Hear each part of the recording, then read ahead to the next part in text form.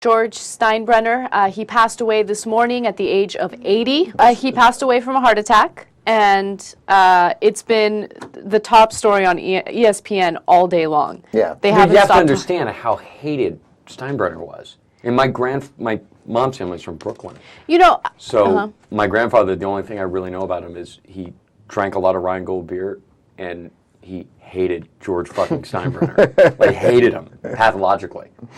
Do you know much about George Steinbrenner? I have to admit, before today, I did not know much about George Steinbrenner, but I read his, I nearly read his entire 20-page long obituary and learned interesting tidbits about him.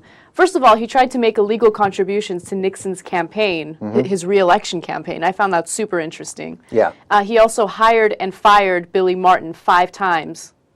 Yeah, Billy Martin 5 times. He went through managers the way like George Clooney went through girlfriends. I don't know, that's the first thing I could think of, but actually it's not even fair. But he went through managers like no other sports owner has done. He just sounded like an overbearing and controlling person. So. You got it. Yeah. That's exactly right.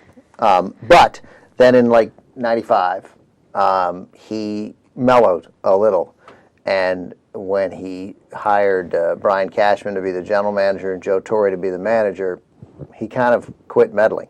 He let the baseball people run baseball. And after 20 years of Yankee fans, like your grandfather, cursing him along the way. Hate. Yeah, it's not even a strong enough word. Like, thinking now, if my grandfather would have survived cancer 10 years ago, he just would have been happy to do it just to outlive Steinbrenner and like have a beer to celebrate that he died.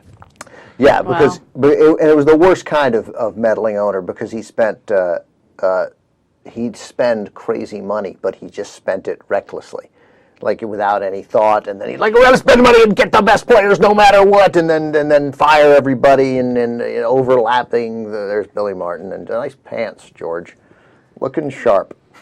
That's clearly at spring training. That's always Billy Martin, my favorite look, where Billy Martin sort of essentially wears the rain slicker under the uniform. In case it rains inside the Yankee uniform, Billy Martin always protected.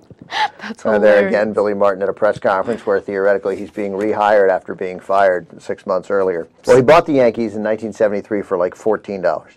And they'd had a horrible 13-year run or 10-year run. And then they won a couple World Series in 77, 78 when they signed Reggie Jackson, and then proceeded this horrific 17 years of embarrassments and firing the managers and meddling and signing Steve Kemp to huge contracts and Ed Whitson and these terrible, terrible, gigantic blunders, Andy Hawkins, where Dave got so annoyed and then eventually just quit being a baseball fan. And a lot of people quit being baseball fans. And then in 96 is when he changed his ways, and since then the Yankees have won, I don't know, 5 World Series since then. They've gone to the playoffs every year since 96, and they're actually doing it the right way. I still hate him, and I still hate the Yankees, but they're harder to hate now. Interesting. I mean, I have nothing else to say about this man. Do you? No, I'm done. No. Okay, cool. It's like, but I mean, they're really ESPN's spending a lot of time. I don't understand how they can dedicate an entire day to talking about Steinbrenner. LeBron James is done. I think they're like extra. They probably feel like we got to do extra journalism. There's not a lot going on right now. No, but they're like ESPN has taken such a beating. They're like, they want to do some news, for the love of God. Do something we don't get shredded for. But they haven't. They didn't do a word about the Nixon donations or anything. It wasn't journalism what they do. They're just repeating the same eulogies over and over again, and it's all positive. Of course. That's true. It was forever ago, and I mean, who didn't give illegally to Richard Nixon's campaign? Raise your hand if you didn't give illegally to. You can't say that, Anna.